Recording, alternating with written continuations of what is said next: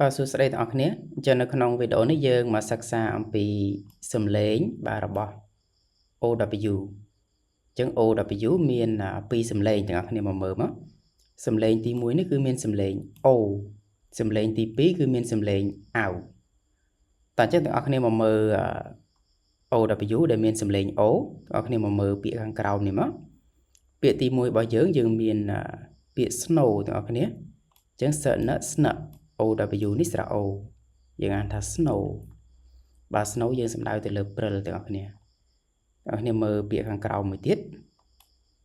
gr បាទ OW នេះស្រៈ O grow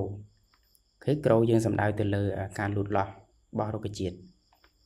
ងប្អូនមកមើល OW នៅក្នុងពាក្យដែលមានសំឡេងអៅវិញម្ដងពាក្យទី1នេះយើងអានថា flower បាទ flower OW នេះស្រៈអៅទាំងអស់គ្នា ER នេះមានសំឡេង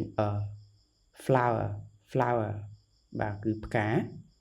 អ្នកគ្នាមកមើលពាក្យចុងក្រោយរបស់យើង ផ្លឹកបាទ OW នេះអៅផ្លឹកអៅផ្លៅបាទផ្លៅគឺព្យួរទាំងអស់គ្នាសំដៅទៅលើការព្យួរស្រែអញ្ចឹង OW នៅក្នុងពាក្យអាចមានពីរសំឡេងទាំងអស់គ្នាអាចមានសំឡេង O បាទអាចមានសំឡេងអៅអាស្រ័យសញ្ញាអានណា